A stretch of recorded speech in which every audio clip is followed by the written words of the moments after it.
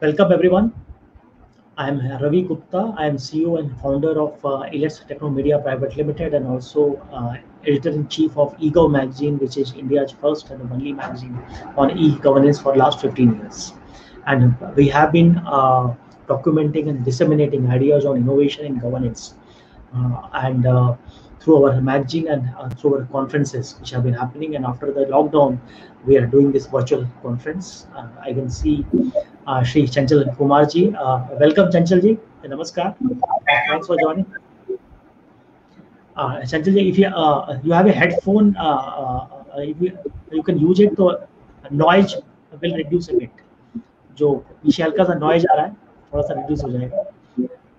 और if not, it's okay. Just mute your mic. Mic को एक बार जो है mute कर दीजिएगा जब आपका speech हो जाए तो. Yes. So the topic of our interaction is vocal for local jobs and livelihoods, reinvigorating the rural economy and social entrepreneurship.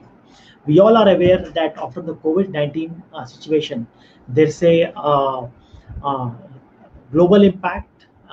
The impact on India is also huge.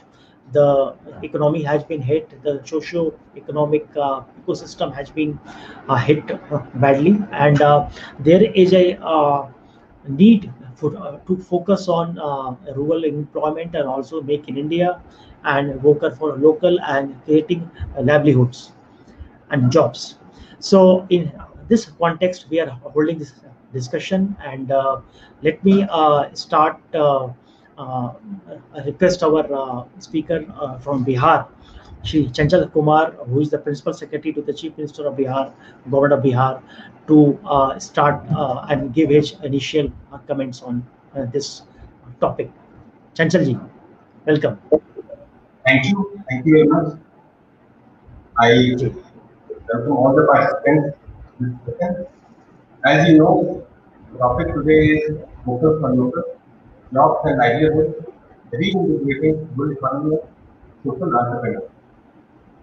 Just to give you a flavor of what is happening in the COVID pandemic in this state, more than 30 lakh people came to Bihar from outside during this pandemic.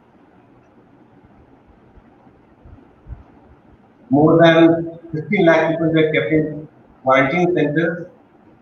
They are skilled, unskilled workers, migrants, laborers from Bihar, but working in the West.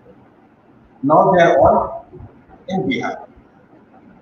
This is the time when the state and the society should rise up to the occasion and see that their needs are recognized by us and we are able to provide some structure in their lives. So this, in that context, this vocal for local becomes very important. We are talking about jobs and livelihood of people. They have been uprooted, their lives and livelihood, the ecosystem has been disrupted. So I'll give you some initiative that we took in Government of Bihar. There is a good scheme of self-help group called Ajivika. Earlier we started the project with World Bank assistance way back in 2005. Then this was adopted by the central government also, and now we have the entire state covered under this. We have 10 lakh groups with 1.12 crore members in this Jivika endeavor. Try to see the contribution to the economy. They have a fund of something around 14, they have access to 14,000 crore rupees, and they are contributing to more than 20,000 crores in the rural economy. It is a very good safety net for many families in the rural context. And these groups are working in diversified areas. We talk about the livelihood, they are working in public distribution system, contract farming, marketing in maize, lychee, mangoes, honey production, poultry, fisheries, dairy and poultry. Basically, today when economy is shrinking, we know that there is a pandemic and it is affecting the global economy. Companies do not have liquidity. There is a fund crunch in the state, in the center also. The revenue resources have reduced. Consequently, the fiscal space for the center as well as state government, it has shrunk. But because the private economy has been badly affected, so the role of the state government in providing jobs and livelihood and setting the right rural economic context where these people can get jobs, they can carry on with their livelihood, this is very important. We have extra mandate, we have extra responsibility today. And much more than what it was in years back. The market was able to take care of needs of many people. So now the industrial policy of the state, it needs to be designed in such a fashion that these people get some employment. Because we have bigger role in shaping the destiny of that country. So the industrial policy is, for example, what we have. The industrial policy of Bihar has been amended this month only. And now, in addition to interest subvention, we are giving capital subsidy also for agri processing, post-harvesting management. Innovation fund has been created and money has been given to the district magistrates who can use this money for innovative schemes with these people. Because when we did the skill map of all these laborers that come from outside and who are already there in the rural area, we found that many people have many experiences, but they are not able to get jobs. The livelihoods are lost. So now we have this innovation fund where different district magistrates, different administrative officers, they have utilized this money very nicely. I'll give you some flavor. We are having below bats being made in West Empire. These are the people who are working in Jammu and Kashmir. We have jeans being made by people who are working in Rajasthan and Gujarat. Now they are making those jeans in West Empire. And we are able to tie up with the marketing companies also. Similarly, Pavers Block and many more new initiatives have been taken, which has provided livelihood to many of them in the rural area. There is a need for each state to utilize its USP. Then that is the need for local for local. Whatever is your local strength. For example, in Bihar, our strength is makhana, lychee, honey production, banana, mango, Bhagalpuri silk, Katarni rice. There are many things where we have advantage. So now we should try to see that these are given because and the market is huge. Diversified market is there, and there is potential for involving many people in rural economy in these things. So we should try to see that they are given more attention in the variety of this thing.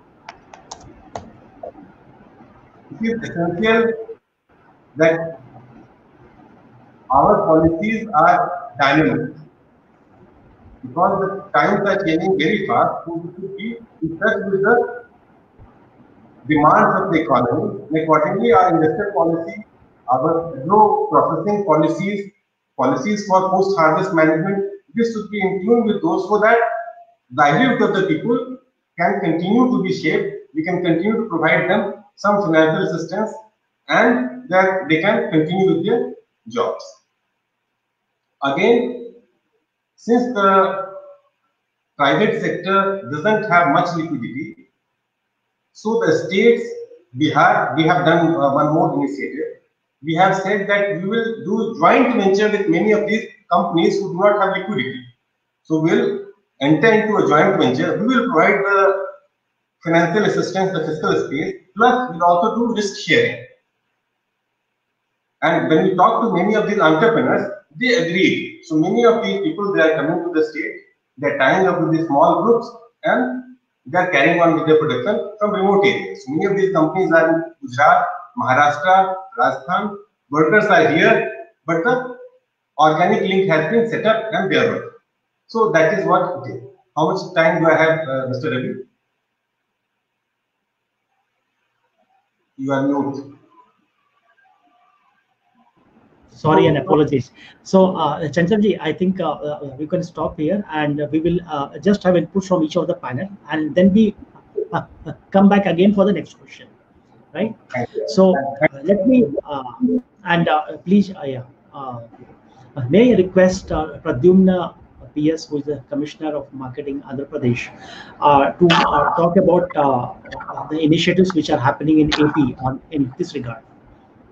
Yeah, so I think as an introductory remark, I just want to tell that, as far as vocal for local is concerned, it's very important for us to, particularly in the post-COVID situation.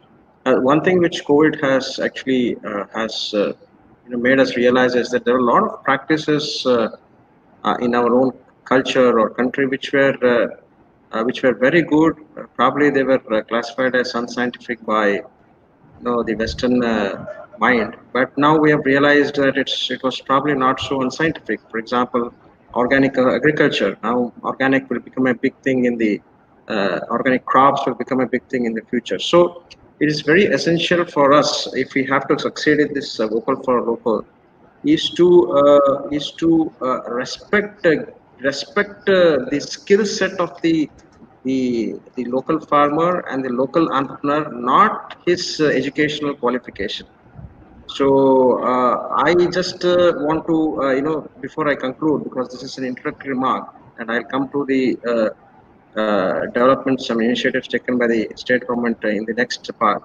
I just want to say who is more valuable to us. Suppose I recently met a farmer who had made 2 crores in tomato, but he was technically illiterate. Should we continue to brand him as illiterate? And if we continue to do so, whether this vocal for local will actually pick up. So I think it's very important for us to recognize the inherent skill set of the Indians, and and devise policies to enhance the skill set and to respect the skill set. This is my introductory remark. Thank you. Sure. Excellent point that due to the COVID-19 situation, we are looking at our inner strengths, which we have a bit of neglected till now, and I think that focus will help us a lot. May I request P. Narahari ji to talk about what's happening in Madhya Pradesh in this regard.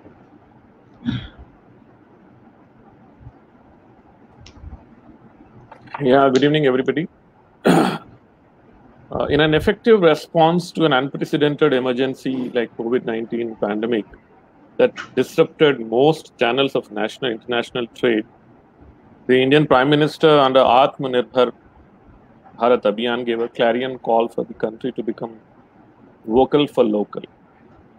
India has used this method during the Swadeshi movement in fighting with British rule. This is something that we can, draw a parallel that I would say.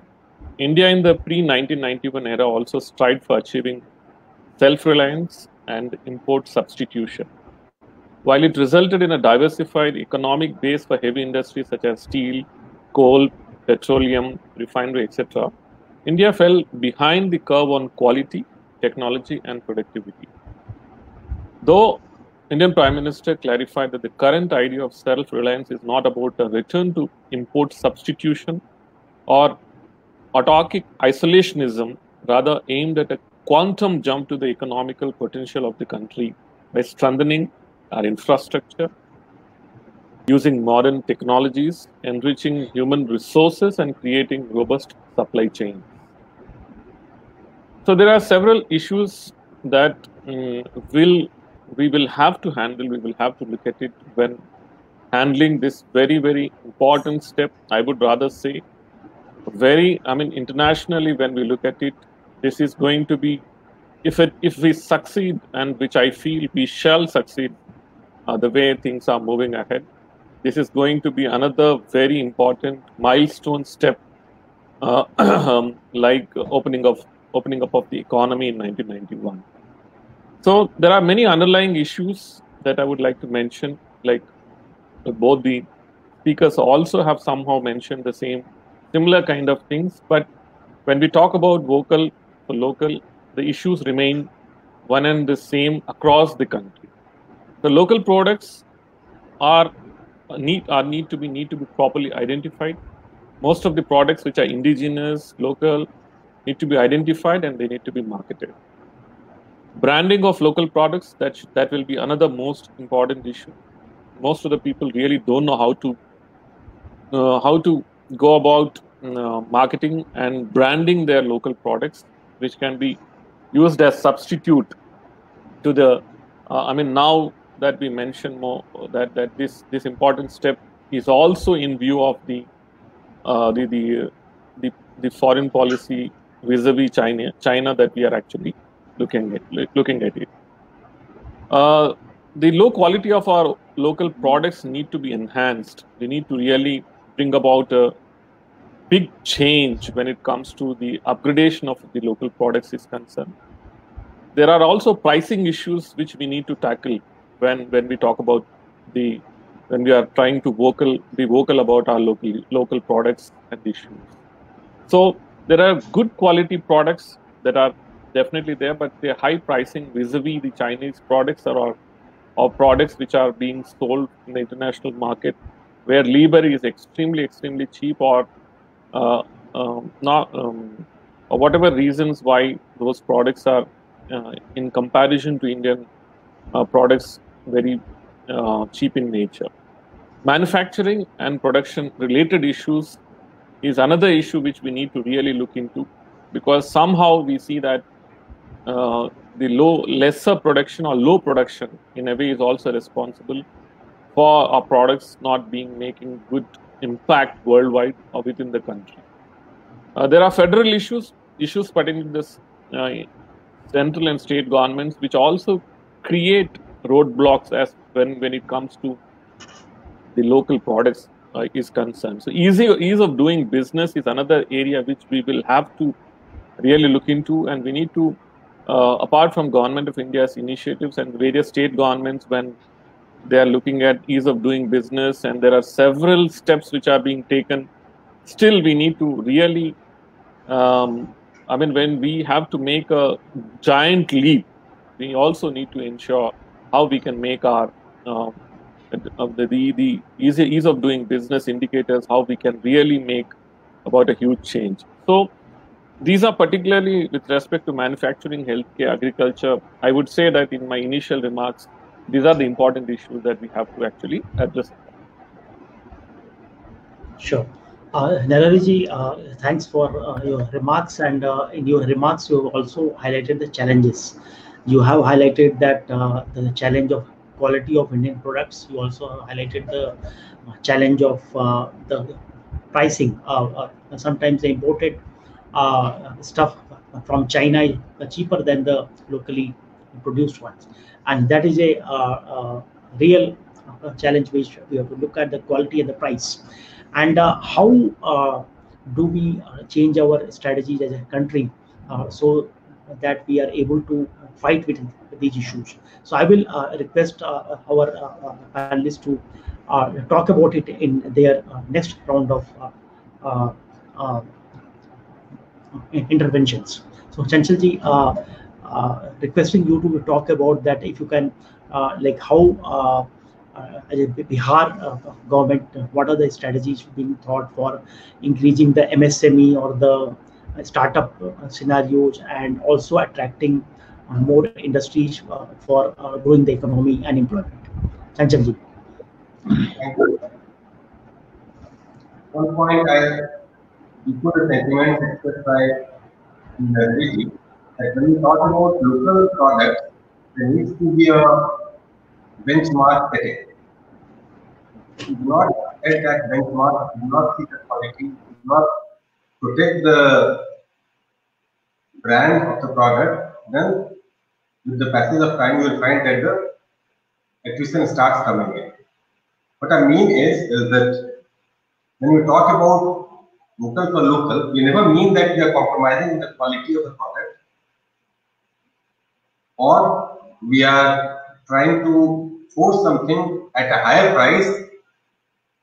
What we are saying is that the value of the product should be commensurate with its cost.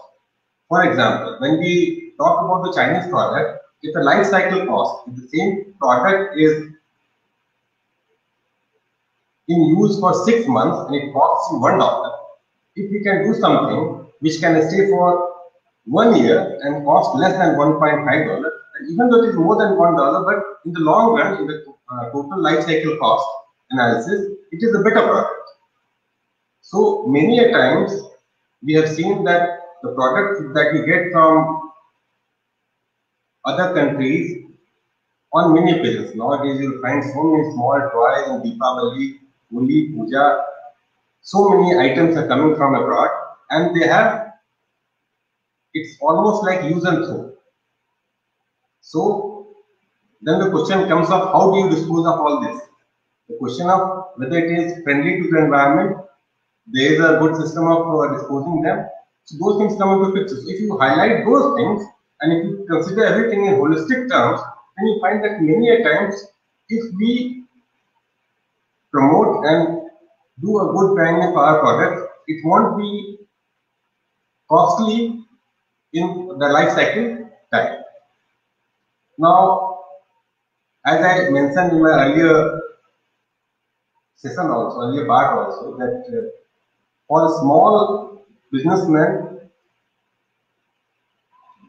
today it is imperative that state government supports them. So we have a scheme called Mukhyamantri Udyami Vikas Yojana. Udyami would be entrepreneurship. So what we are saying is we have kept something around 600 crores we are proposing to keep for this sector in the financial year. We are saying that we will give them 5 lakh rupees for as assistance, and 5 lakh rupees would be loan-free assistance they can return. We are doing hand holding for them. If they need skill development, we are having our Kausal Vikas Mission programs attached to that so that they can be given due training also. We are trying to target the marginalized sectors of the society through this scheme.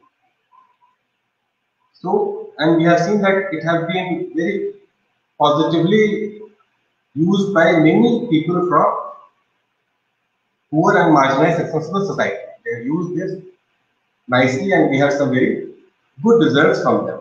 We can go to rural areas and we can see that they are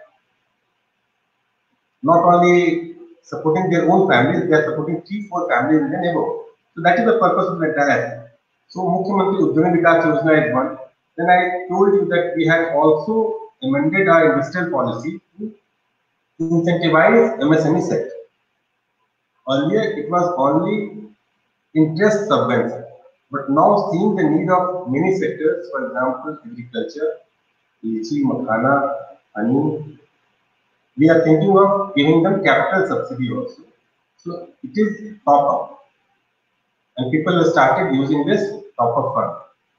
So this is one. Then we have also started a counseling center in each district, headed by an expert group and district magistrate. So all these people who have problems of livelihood, problems of job, they can come to the counseling center. We have experts there. They do the hand-holding. We know the skill set. If it needs to be upgraded, we'll do that, and then we'll try to see which sector you fit. So there is a very easy hand-holding process which we have included. We have already, in fact, through this mechanism, given assistance to more than 1.35 lakh families. They have already been assisted. They have been found jobs and livelihood which is suitable to their skill need. We did skill mapping of around 14.3 lakh people who have come from outside. And we have tried to find sectors where we can assist from government side, and we have, as I said, innovation fund is there. So we are trying to target these people with a specific skill set and helping them in that set. And that is bearing fruit. It is a new initiative, only 1 month old. So, but we are seeing that some good results are coming, and we are hoping that it will be useful for them. In addition to that, we are also asking our Jivika self-help group to involve more and more such people in their fold. 81,000 members have already been covered with Jivika Group and they have been given assistance.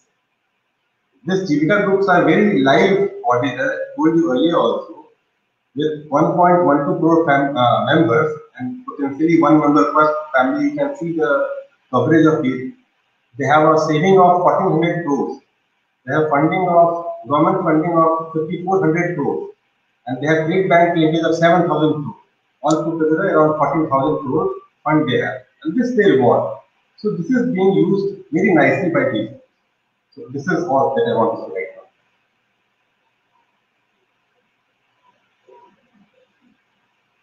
now. Mute. Thank you, Chanchalji.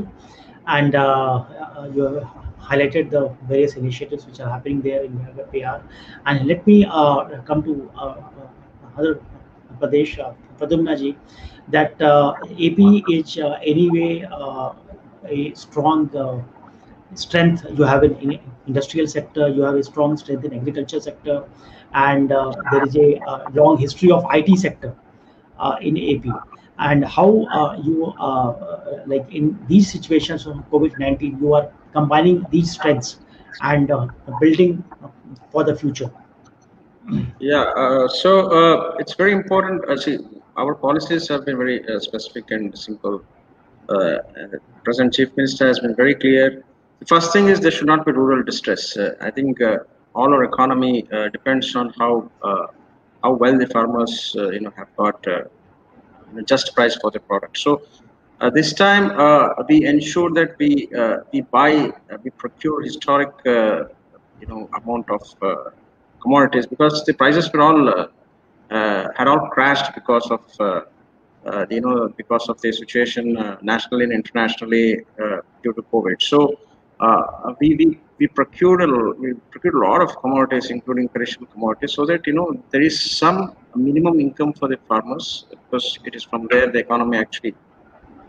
Secondly, we also are now understanding that no matter how much we procure, unless the supply chain is actually rejuvenated and new supply chains are created, it is difficult for the rural economy, the local economy to actually, based on agriculture, to get kicking. So now we have given specific mandate to all the officials that it is now their job to market the products. So I think our dominant thinking previously was enhance the production, enhance the productivity, while marketing was seen as largely farmers' headache. But I think with ENAM and with many other the central government policies, especially the latest ordinances which have come, coupled with the initiatives of our own Chief Minister, now we want to enter in very actively into the field of marketing, and it is here we want to enter into private PPPs with many private players. I think there are many private players who are doing contract farming, who are doing who are buying commodities, fresh commodities. I think if we can really, which we are looking at now, which we are working on it, if we can bring two things into our agriculture sector. One, every commodity, first there should be first there should be a nationwide sort of a portal where commodities are exchanged. I think ENAM is trying to do that, I'm told, and ENAM is only capable of, ENAM is actually the only state that is capable of doing it on that scale. Second is, can each agriculture commodity be quality assured? I think we have got a lot of setup at the village level. Every state has. If our local people are trained to do quality assessment, the physical testing and the chemical testing, all our agriculture products will get a lot of export value. And third is, can we sort of bring about the transport aggregation, logistic aggregation into these things? So then MSMEs can also be encouraged in terms of, there can be many agro-based industries for primary processing, for secondary processing. I think it's very essential for us to understand that it's with agriculture, and primarily because I'm dealing with that department, I am speaking about agriculture, that we make we actually remove the concept of distress in the agriculture market, and it can be done. I think the way the government of India has done the MSP pricing and the way our state government has done in, especially in the last 1 year, it's very commendable. I think it promises a lot for the future. If we can bring quality assurance of every of our agriculture product along with traceability, and coupled with organic farming, I think agriculture alone can actually kickstart the economy, and what maybe what the Prime Minister is actually visualizing about $5 trillion economy. It may even actually become a reality. This is what we are currently working on in Andhra Pradesh also. Great. Thank you, Pradumna, for highlighting this the aspect of agriculture reforms which have been recently announced by the government, and focus on organic farming. And you also mentioned about the marketing of agro products, which not has been as much given emphasis, but I think in these scenarios this has to be really emphasized. So let me ask P. Narahari ji, who is looking at agriculture department in MP, that how this reforms in agriculture which have been recently announced going to impact in your state, and how you are seeing that agriculture income of the our farmers actually increases, which will increase demand, and in turn that will help uplift the economy. Narahari ji. Yeah, I'm really sorry. I'm not much. I just got into this department very recently, but I'm not sure that I'll be doing justice to the question that you have asked. But what I feel that there is this immense opportunity, huge opportunities that we can see in the given scenario. First, I will talk about how certain things can be done, and then I'll talk about various areas where certain things can actually be worked out, so that in the global scenario, how things are emerging out. I would say that I have few friends in US who've been calling me up recently. They've been saying that, see how India is being viewed worldwide. Suddenly there is this new approach towards India that I would definitely talk about. And very strangely, or very fruitfully, I would say, or a positive note, I would say, is that suddenly the way whether China has actually handled the COVID crisis, or the way, unfortunately, WHO has projected the whole COVID crisis in a particular way, and the I wouldn't say it's a geopolitical thing that's been happening worldwide. It's more of the new emerging friendly relations, and how certain countries are being viewed no longer to be made friendship with kind of situation that is emerging, actually is giving a huge opportunity for India, actually. And two areas which I can very clearly mention where there is a huge demand and people have been asking me. One is our Ayurvedic products. So there is a huge demand which the Western countries certainly have understood, is that how Indian Ayurvedic products can be immunity givers, immunity enhancers. So somehow this message has also gone abroad, that Indian products have huge potential, Ayurvedic products have huge potential, which need to be looked into. And the way India has been able to handle the COVID crisis, and then despite having a huge population, also we have been to some extent we have been positively able to control the spread of pandemic. But then otherwise, what also is being seen, the great inherent immunity levels that we have been able to enhance ourselves. So there is a sudden demand for Ayurvedic products worldwide.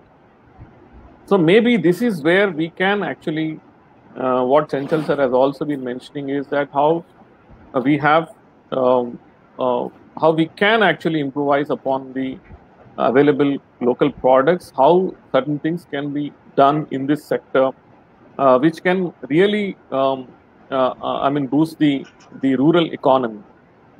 Second area, which again there is a huge demand which has been emerging, is the handicraft, the handlooms. handicrafts, and the handmade products also suddenly have got some amount of, I really don't know, their strange reasons could be, but then this COVID crisis was also put in the front. These kind of products suddenly are also actually acquiring a lot of demand.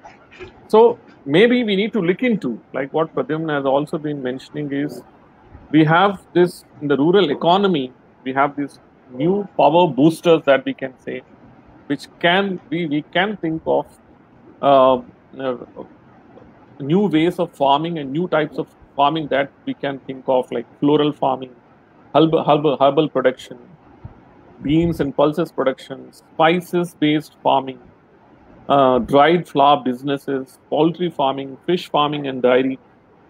To a certain extent, some of these things, I mean, if I talk about poultry farming or fish farming and dairy related activities, the southern states have done relatively very well. So maybe it's time to look at these areas where, instead of farmers relying morely only on one particular crop on their farms, they can go for multi kind of activities in their farms, which can actually boost up our rural economy. So there are many ways which things can be done. But I would say at this point of time, already Government of India has announced several, and state governments, even in Madhya Pradesh also, there are certain positive steps which are being taken when it comes to, the boosting rural economy with skill development, and then MSME sector is another important area where a lot of things are being done.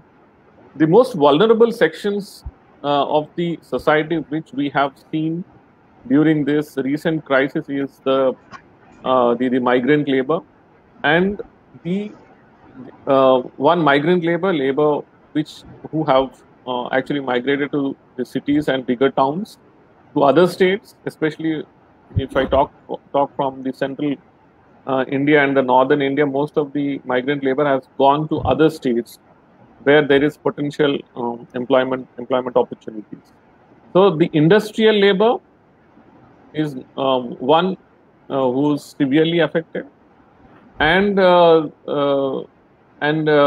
household, labor who have been working in various sectors in the urban areas are the second ones who are severely affected. Street vendors, something of that kind. So Government of India has also announced schemes for the migrant labor, and state governments in Madhya Pradesh, we have announced schemes for the street vendors and the migrant labor. And apart from the interest subvention that Government of India is giving, state governments are state government Madhya Pradesh is also giving interest subvention to a certain extent. So at this point of time, the opportunity lies in trying to make the affected persons realize their potential. The ones who are severely affected can be actually told these are the various things that you can do, and their training and capacity building can really boost our rural economy. Sure. Naralji, thanks for highlighting these multiple aspects about Ayurveda to handicrafts to various other aspects of the rural economy which has to be looked into, so that there are multiple sources of income in the rural areas. And we are in the concluding part of the session, and I'm going to request each of the panelists to briefly talk about are there any green shoots, are there any opportunities in these challenging times, which are like every cloud has a silver lining. So, Chanchalji, if you want to talk about these things. That's what I was trying to say. Like, these are challenging times, but then this has also given us urgency to take up necessary reforms whether in labor sector or in other industrial sector. Many labor reforms have already been spearheaded by central government, and state governments have agreed, and I think the notifications happen at all the states. So labor laws have become slightly more flexible now.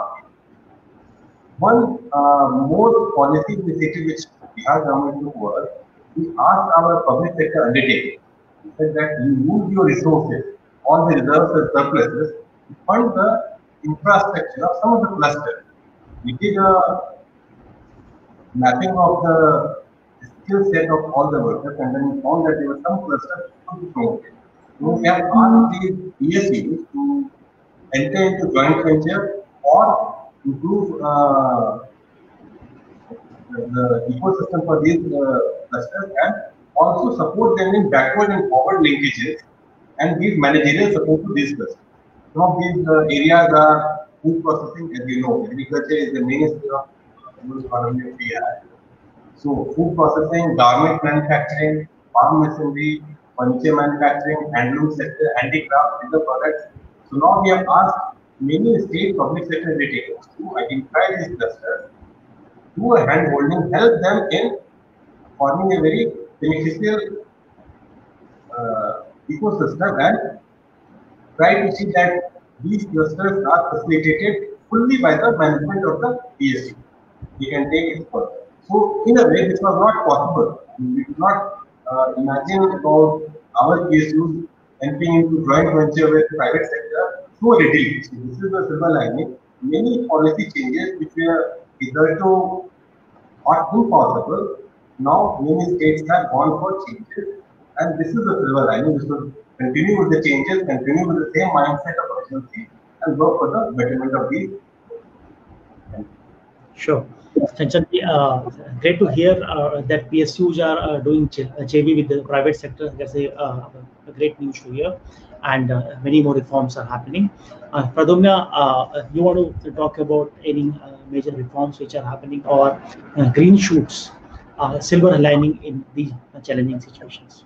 Yeah, I think it's actually a great opportunity for us because now I think not only the world looking at us in a more respectable manner, but we also have started looking at ourselves in a more respectable manner. So I think as stated earlier, organic products, Ayurveda, and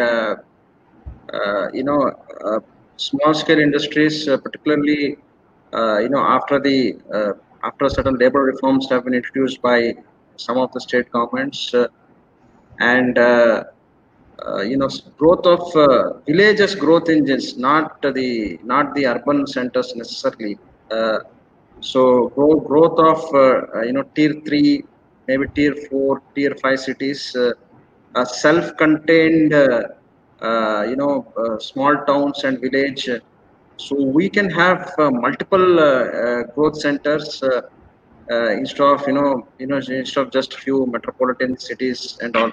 I think it's a wonderful opportunity, and I think the at the central government and also we at the state government have realized this, and we are shaping our policies. We are implementing few things based on that.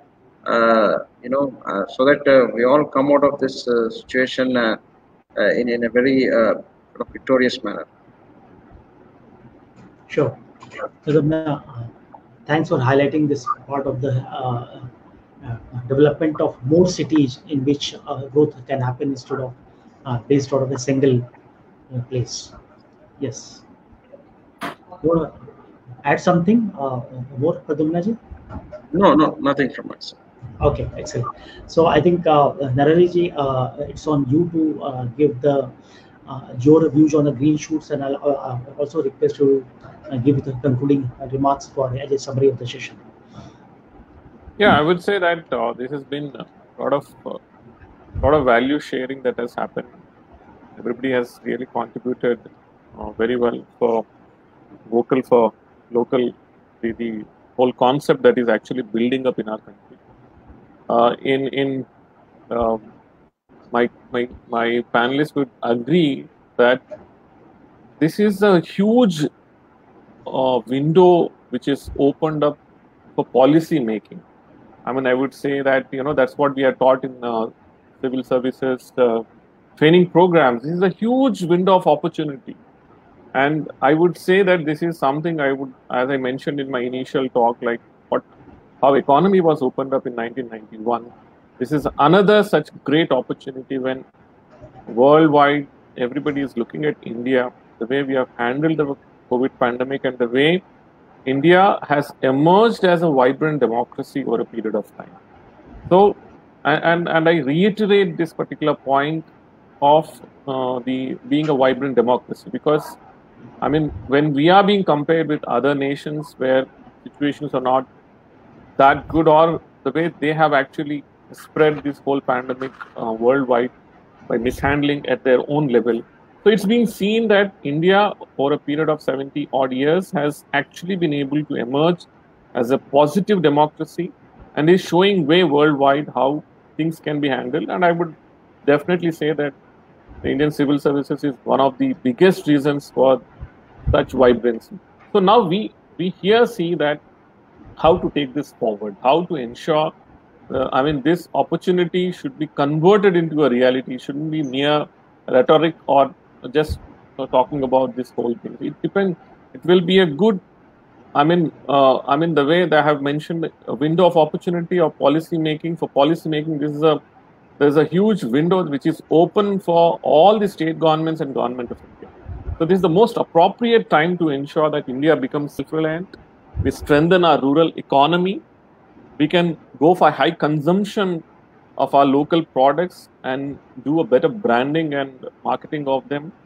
And we can also increase our rural employment multifold using this particular opportunity. And I'm very sure we can all make these things happen. Sure.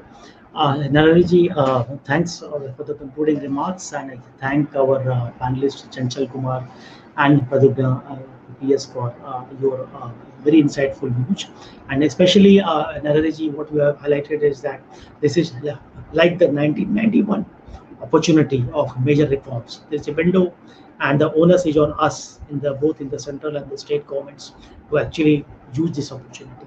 So thanks for highlighting this, and I will hand over to my colleague Arpit for conclusion of the session. Thank you, sir. I think all the speakers have ended on a good note, and let us gear up. And it is the right time and appropriate time when India should actually become self-reliant. And a very good and very interactive session on Vocal for Local by very senior speakers from 3 different states. We can see on window Bihar, Madhya Pradesh, and government of Andhra Pradesh. So I thank all these speakers and you for moderating this session. So here we are going to present digital certificate. Since we cannot hand over physical mementos to all these speakers, we are presenting digital certificates to you for taking out time and sharing your thoughts and expertise at IELTS India Transformation Summit. So this certificate goes to Shri Chanchal Kumar, Principal Secretary to Honorable Chief Minister, Government of Bihar. He is also Principal Secretary to Building and Constructions Department. Thank you, sir. Next, please. Next goes to Mr. P. Narahari. He is Managing Director of Madhya Pradesh Marketing Cooperative Federation, Secretary and Commissioner, Government of Madhya Pradesh. Thank you, sir. Thank you for sharing your valuable inputs. Next, please.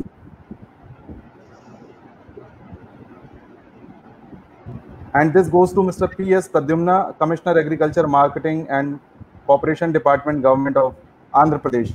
Thank you, sir. Thank you for your expertise, sharing expertise at India Transformation Summit. So here we come to the end of this session.